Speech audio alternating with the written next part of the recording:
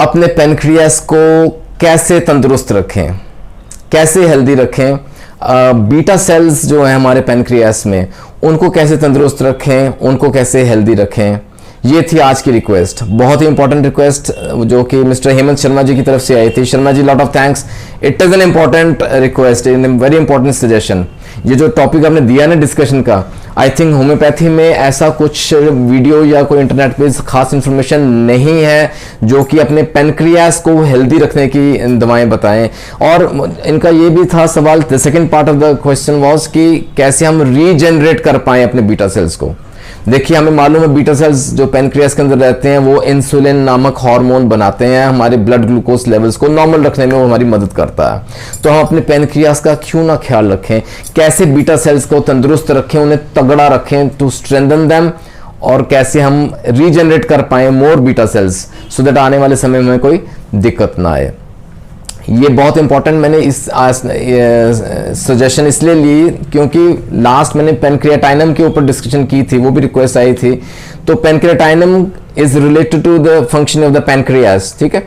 तो सोचा कि इसमें पेनक्रियास का एक जैसे चैप्टर डिस्कस कर रहे हैं, इसको कंप्लीट करके फिर अगला चैप्टर शुरू करेंगे। अच्छा, इसके साथ मैं ये एक और रिक्वेस्ट करूं आपको, अगर पेनक्रियास, ये आज का वीडियो कंप्लीट देख लीजिएगा, अगर इसके अलावा कुछ और डाउट भी है, कुछ और सवाल है आपके मन में related to the pancreas, related to insulin, related to diabetes, तो इसके साथ कुछ भी लिंक्ड सवाल, कोई डाउट है ना, तो जरूर मेंशन कीजिएगा so that we complete this chapter and then we move forward, ठीक है। एंड बिफोर आई स्टार्ट दोस्तों, एक रिक्वेस्ट है, जो दोस्त अभी तक नहीं जुड़ पाए गुरु नानक केयर्स के साथ, do subscribe Guru Nanak cares and hit the bell icon for latest updates. दोस्तों, जो हमारा ये सिस्टम है ना बॉडी का, अंदर इतने प्रोसेसेस, हजारों प्रोसेसेस चल रहे हैं बिना हमारे नॉलेज के, बिना हमारे कंट्रोल के, हमें जरूरत ही नहीं पड़ती, लेकिन अंदर वो हमारा सिस्टम चलता आ रहा है। It is such a beautiful process.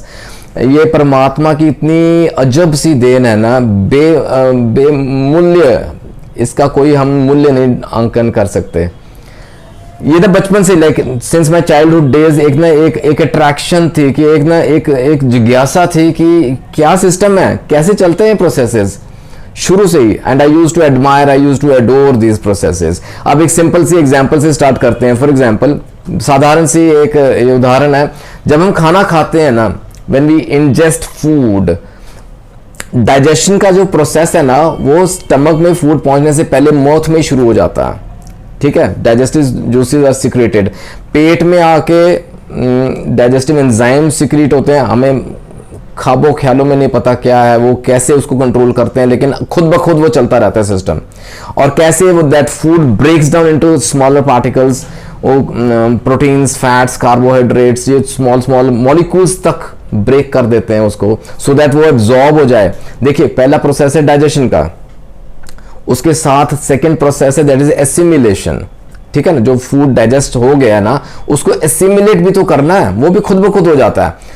यानी कि जो through blood it reaches all the body parts, हमारे टिश्यूज को, हमारे ऑर्गन्स को एनर्जी चाहिए होती है काम करने के लिए, है ना, तो वो ग्लूकोज से मिलती है फॉर एग्जांपल। और वो ग्लूकोज बॉडी से, फूड से डाइजेशन के बाद वाया ब्लड हमारे ऑल द बॉडी पार्ट्स को पहुंचता है। अब ये भी एक बेहतरीन एग्जांपल है, ये भी समझें, जब खाना खाते हैं स्वाभाविक है ब्लड ग्लूकोज लेवल बढ़ेगा, ब्लड के अंदर ग्लूकोज लेवल बढ़ता है। कैसे हमारा मास्टर ऑर्गन ब्रेन एक्टिवेट होता है, वो सिग्नल सेंड करता है टू द पेनक्रियास। पेनक्रियास के ऊपर अलग से भी डिस्कशन करूंगा मैं। इट्स ए ब्यूटीफुल ऑर्गन, थोड़ा लंबाई में रहता है, पतला सा ऑर्गन है, और वो उसमें ना बीटा सेल्स रहते हैं, उनको मैसेज पहुंचता है भाई अपना काम शुरू करें, क्योंकि ब्लड ग्लूकोज लेवल बढ़ना शुरू हो गया है। और बीटा सेल्स का इतना ब्यूटीफुल फंक्शन है, ये भी देखिए बहुत ब्यूटीफुल। जो बीटा सेल्स है ना, उन्होंने इंसुलिन बनानी है, they produce insulin and not only produce, they store insulin also. कई बार जैसे अचानक से ब्लड ग्लूकोज लेवल बढ़ गया है, और वो जो स्टोर्ड इंसुलिन है ना, वो रिलीज कर देंगे beta cells, so that immediately वो ब्लड ग्लूकोज लेवल नॉर्मल हो जाए। और साथ के साथ वो साइमल्टेनियसली और इंसुलिन भी बनाते जाएंगे, है ना, ब्यूटीफुल प्रोसेस। और क्या होता है, ये जो डाइजेस्ट करेगा उसको ब्लड ग्लूकोज लेवल को नॉर्मल रखेगा। इंसुलिन ने क्या करना है, पकड़ के एक ग्लूकोज मॉलिक्यूल को ना अपने ऑर्गन्स तक पहुंचाना है, सो दैट ब्लड में ग्लूकोज लेवल नॉर्मल रहे और एनर्जी मिलती रहे हमारे ऑर्गन्स को और टिश्यूज को, सो दैट वो अपना कार्य कर सकें। So this is the basic process, जहां पेनक्रियास का रोल है, जहां बीटा सेल्स का रोल है इंसुलिन बनाने में। अब यहाँ ना एक चीज और समझें, जो हमारा पेनक्रियास है ना, इसके अंदर जितने सेल्स हैं तकरीबन 50 से 70% जो सेल्स हैं, 50 to 70% of the cells are beta cells. इतना इंपॉर्टेंट रोल है बीटा सेल्स का, ठीक है। लेकिन एक और कुदरती पावर है इसके पास कि इन केस किसी कारण से बीटा सेल्स की फंक्शनिंग खराब हो रही है, फॉल्टी हो रही है, या वो डिस्ट्रॉय हो रहे हैं टाइप 1 डायबिटीज की जैसे केस में, तो उसके अंदर पावर है, वो और बीटा सेल्स बना सकता है, जो और बाकी सेल्स है ना उनको कन्वर्ट कर देगा बीटा सेल्स में, so that they continue to produce insulin, दिक्कत ना आए। क्योंकि टाइप 1 डायबिटीज हम समझते हैं ऑटो इम्यून डिस्ट्रक्शन शुरू हो जाती है, अपने बीटा सेल्स डिस्ट्रॉय होने शुरू हो जाते हैं, तो इंसुलिन ही नहीं बनेगा। इंसुलिन नहीं बनेगा तो क्या होगा, ग्लूकोज लेवल बढ़ जाएगा, हाइपरग्लाइसीमिया हो जाएगा, हमें बाहर से इंसुलिन लगाने की जरूरत पड़ती है। We call it insulin dependent diabetes mellitus, type 1 रहता। इसी प्रकार से टाइप 2 डायबिटीज मेलाइटस हो जाता है। इंसुलिन बनता है, बीटा सेल्स है, इंसुलिन बनता है, लेकिन ये जेनेटिक रहता है तकरीबन, क्योंकि इसमें ना इंसुलिन रेजिस्टेंस होनी शुरू हो जाती है। बॉडी आपका इंसुलिन ग्लूकोज को एक्सेप्ट नहीं कर पा रहा, इंसुलिन रेजिस्टेंस शुरू हो जाती है बिकॉज ऑफ मेटाबॉलिक सिंड्रोम। अच्छा, मेटाबॉलिक सिंड्रोम के ऊपर ना एक डिटेल में डिस्कशन है, इट्स वेरी इंटरेस्टिंग, देख लीजिएगा, मैं लिंक डाल दूंगा। दोस्तों, बीटा सेल्स ना केवल इंसुलिन ही नहीं बनाते, वो और 2 हार्मोन्स बनाते हैं। एक है दैट इज सी पेप्टाइड, आपने सुना होगा ये कहीं ना कहीं, सी पेप्टाइड का टेस्ट अक्सर डॉक्टर लोग कराते हैं ब्लड में। ये जो सी पेप्टाइड है, और एक थर्ड दैट इज एमाइलिन, ये ना उसके दोस्त कह लें, इंसुलिन के पार्टनर्स हैं।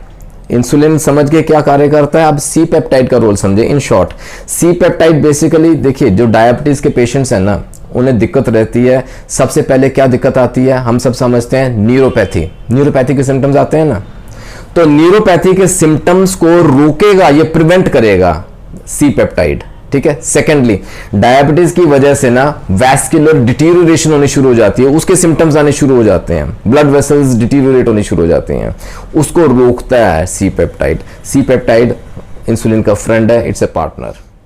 दोस्तों, इसी प्रकार से एमाइलिन है, ये ना एक सिनर्जिस्टिक पार्टनर है इंसुलिन का। इंसुलिन क्या कार्य करता है मालूम है, अब वो उसने ग्लूकोज लेवल को नॉर्मल रखना है, ग्लूकोज को लेके जाएगा इंसुलिन, ठीक है। अब लेकिन और बनता जा रहा है और एंटर करता जा रहा है ब्लड स्ट्रीम में ग्लूकोज।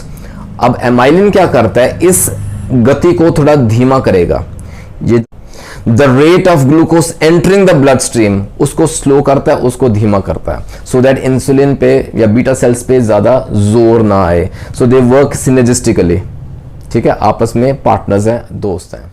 तो दोस्तों, इससे हमें थोड़ा आइडिया हो गया है पैनक्रियास का क्या रोल है, बीटा सेल्स का क्या रोल है, क्या इंपॉर्टेंस है, ठीक है ना इंपॉर्टेंट। तो इसको संभाल के रखें, इसकी संभाल करनी बहुत ज़रूरी है। बीटा सेल्स को कैसे हम, जो एग्जिस्टिंग बीटा सेल्स हैं उनकी फंक्शनिंग को कैसे हम तंदुरुस्त रखें, उसको कैसे तगड़ा रखें, और रीजनरेशन ऑफ बीटा सेल्स को कैसे कर सकते हैं विद हेल्प ऑफ होम्योपैथी। अच्छा, यहाँ मैं एक बात और ऐड करूँ दोस्तों, मेडिसिन की नौबत ना आए, उसको मैं कहता हूँ सेकेंडरी या टर्सरी ही रखें। सबसे पहले प्राइमरी क्या है, लाइफस्टाइल चेंजेस, बहुत important, dietary restrictions second number पे, एंड थर्ड नंबर पे हम मेडिसिन की बात करेंगे। These are very important. Lifestyle changes अपनाएं, सीडेंटरी लाइफस्टाइल नहीं चाहिए हमें चाहिए एक्सरसाइज, रेगुलर एक्सरसाइज करें, साइकिलिंग करें, वॉक करें, जॉग करें, भागें, दौड़ें, लेकिन मूवमेंट रखें, ठीक है, बॉडी को एक्टिव रखें। फिर इसमें योगा, मेडिटेशन आ सकते हैं, सिंपल ब्रीदिंग एक्सरसाइज आ सकती हैं, एक्सरसाइज जैसे कि ना अनुलोम विलोम जैसे सिंपल एक्सरसाइज, लेकिन ये करें for a healthy pancreas, for healthy beta cells, for healthy functioning of the beta cells. This is a must, right? Second number पे आता है लूज वेट, वेट लॉस रखें, ओबेसिटी की तरफ ना जाएं। अगर मोटापे की तरफ जा रहे हैं ना, तो अराउंड द एब्डोमेन आपका मसल मास बढ़ रहा है, वो पैनक्रियास को अफेक्ट करता है, वो आपके बीटा सेल्स की फंक्शनिंग को अफेक्ट करता है, इसलिए शेड ऑफ द एक्स्ट्रा मास, ठीक है। थर्ड इज स्ट्रेस रिडक्शन, बहुत इंपॉर्टेंट। टेंशन, मेंटल जैसे हरासमेंट हो रही है हमारे ब्रेन को, स्ट्रेस जब बढ़ता है ना, दो इंपॉर्टेंट हार्मोन्स और सिक्रीट होते हैं, ये भी इन शॉर्ट समझें, ग्लूकागॉन और कॉर्टिसोल। ग्लूकागॉन क्या करता है, हमारी बॉडी में जो ग्लूकोज स्टोर्ड है ना फॉर्म ऑफ ग्लाइकोजन, ये उसको ब्रेक डाउन करेगा, उसको निकालेगा बाहर और ग्लूकोज लेवल और बढ़ जाएगा ब्लड में। इससे तो ब्लड ग्लूकोज लेवल बढ़ सकता है। इसमें स्ट्रेस को कंट्रोल में रखना बहुत अनिवार्य है। डाइट में ना सिंपल जैसे ना ग्रीन वेजीज ऐड करें, फ्लैक्स सीड्स ऐड करें, नट्स हैं, ग्रेप्स हैं, एलोवेरा है, तो ये सब हेल्प करते हैं पेनक्रियास को हेल्दी रखने, डिटॉक्सिफिकेशन करने में मदद करते हैं। Detoxification is another very important step. और बीच बीच में कभी कभी थोड़ा सा मीठा जरूर खाया करें। ये ऐसा ना हो कि आप बिल्कुल मीठा खाना छोड़ दें, वो बीटा सेल्स बिल्कुल ही लेजी हो जाएं। थोड़ा सा मीठा खाते हैं ना, कैंडीज या शुगर कुछ खाते हैं, स्वीट्स खाते हैं, तो फिर एक्टिवेट रहते हैं बीटा सेल्स, वो इंसुलिन बनाते रहते हैं। आइए, बहुत महत्वपूर्ण है होम्योपैथिक दवाएं आपके सामने रखता हूं दोस्तों। चुनिंदा दवाएं हैं, देयर नॉट मैनी मेडिसिन, लेकिन हाँ the very 1 and 2 important medicine आपके सामने रखता हूं दोस्तों, जो कि ना healthy pancreas, healthy beta cells के लिए बहुत इंपॉर्टेंट है। सबसे इंपॉर्टेंट दवा कौन सी रहेगी? फास्फोरस। फास्फोरस दोस्तों, जहां फैटी डीजनरेशन हो रहा है पैनक्रियास का, अगर पैनक्रियाटिक डिजीज हो रहा है, साथ में अगर डायबिटीज है, शुगर का पेशेंट है, या पैनक्रियाटिक डिजीज हो रही है, फैटी स्टूल्स हो रहे हैं, वहां फास्फोरस देंगे।